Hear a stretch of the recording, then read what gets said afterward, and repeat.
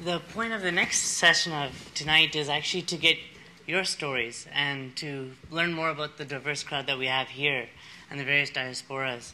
We've heard some amazing stories from Shafiq, Mohammed, Marj, Derek, and Kojo, as well as Stephen. So we have time in the agenda to actually hear your stories. So what excites you? What inspires you? What surprised you of those stories, and how does that relate to the work that you're doing or the potential work that you'd like to do? Wow. Okay. Well, why don't we get somebody new? We're going to try to keep it new, and keep yourself brief so we can hear the voices of many of the people in the room as well.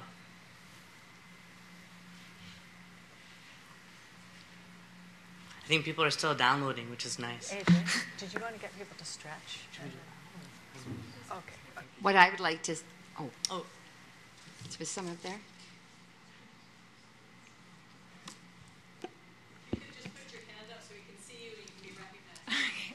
Sorry. Hi, my name's Sadie. I just returned on Monday night from a 5-month CETA internship placement in working at a regional referral hospital in Masaka, Uganda. And there I befriended a number of the young intern doctors and students, and they were all very motivated and really had this sincere desire to help people.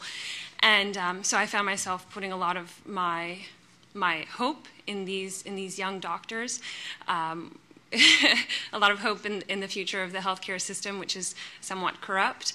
So I found a lot of support and inspiration in these young doctors. But I was somewhat heartbroken to hear again and again the same sentiment from these young doctors. At 25, 26, 27 years old, they have already lost hope in their government and in their healthcare systems, and feeling that they could make more of a difference if they left their country actually and immigrated to the States or to Canada and worked in the States or in Canada, and whenever they had the means to return back to Uganda and set up projects when they were financially able.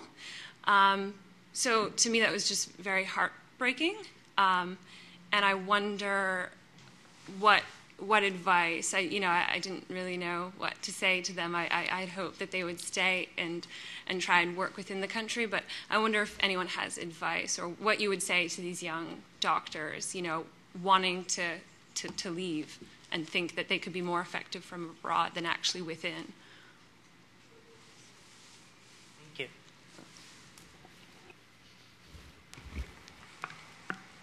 Well, one of the things that we've... Oh, sorry. Yeah, okay, go ahead. One of the things that we've espoused to is that you need to provide or partner with a country in Africa, particularly a strong democratic country, to provide them with the full toolkit. And when I describe full toolkit, it includes the infrastructure, the facilities, the equipment, the supplies, things that are equal to what we require over here. And then on top of it, the education and training so that they can actually remain in their country, trained within their country, experts within the continent of Africa, but not necessarily with the ability to relocate and then help build the infrastructure healthcare-wise for their country. And if they have that infrastructure development, including research, which is not done off the continent, but done on the continent, those kind of things will inspire the children. And it's the young people, the children, that are going to affect change. They're the ones that are, if they're dissatisfied now, they need to move into places of challenging that and moving forward their country. So saying, hey, this is the move this is where the direction we want to go in.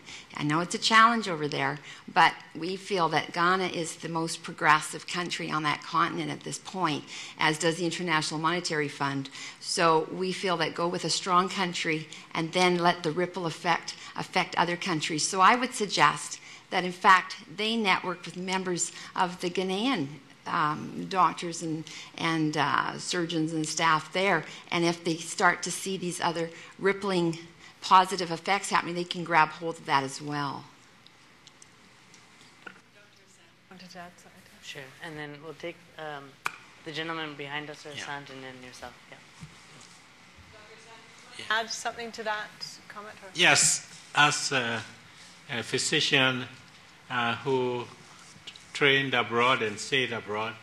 I think it's important for the young doctors to realize that changes have to be made in the country.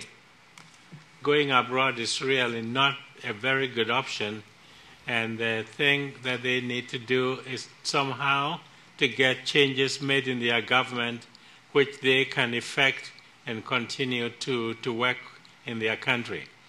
The suggestion by Marjorie here is a good suggestion, in that if there are some countries which are doing well, this can serve as templates for the young people to realize that it's not all hopeless to be in Uganda, and that other countries have managed to hold on to their doctors. In addition, it behoves us as people who come from these countries, as the people in the diaspora, to go and support them and teach them and give them support and get people here to come with us to give them support in teaching and letting them know that, yes, they could do well in their own countries. A lot of the time it's not financial. As you say, it's the social, the political situations which make people leave. And if these things can be changed in some way, I don't know, there's no easy solution to it. But if we can help these changes happen, stability, social stability, lack of humans, should I say, feeling safe in one's own country, that they will need to stay in the country and fight for the progress there. Leaving the country is no good option, and you probably gave that recommendation to them. Thank you. The gentleman behind, yeah. Yes, my name is Jean de Dieu. What excites me is to see educated people are take seriously international and global health. That excites me. What inspires me is to see is the Western medicine, is the Western theories, is the Western how they think the health should be. What surprised me is that how we think our traditional healers, how what we see our indigenous health. For thousand years, people knows how to heal one another. And what question I have?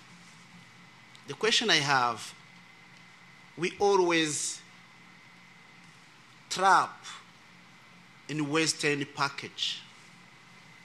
The question I have, what the diaspora do and think their grandmother in their villages, how they know and how they protect them? Thank you.